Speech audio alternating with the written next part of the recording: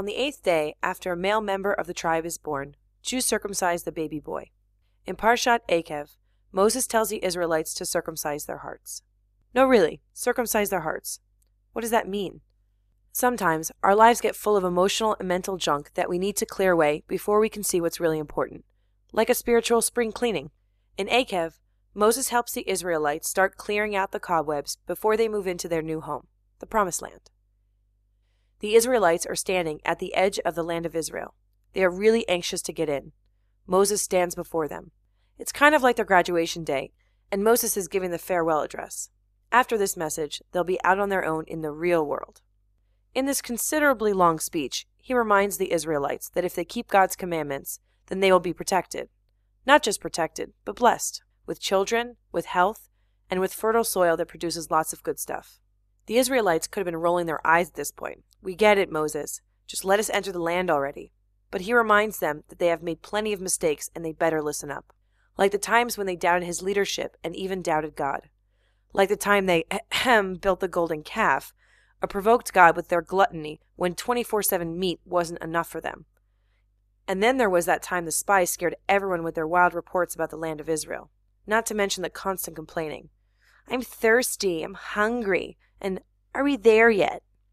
Moses asked the Israelites to remember when God took them out of Egypt and freed them from slavery.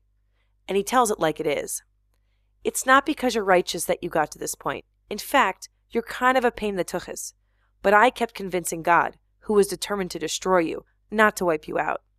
He continues, you've made it this far, you're about to cross the Jordan, and there's no reason to fear anything that awaits you. In fact, I'll even give you a sneak preview. It's a land of wheat and barley, and grapevines, and fig trees and pomegranates, a land of olive trees and date honey. P.S. These are known as the 7 species, the 7 fruits and grains that the land became famous for and that we have special blessings for today. So in this place, Moses says to the Israelites, you're going to prosper and build houses and family and wealth, unlike the wilderness where you've been wandering for 40 years, not settling down or growing anything. But, Moses warns, don't get haughty and say that you made it all happen. You have to remember to give thanks to God. Then he teaches them what is today the second part of the Shema, one of the most important prayers that Jews say. It includes clear instructions that you should serve God with all of your heart and all of your soul. But what does that mean with all of your heart? And then what did he mean a few minutes later when he also told the people, circumcise the foreskin of your hearts?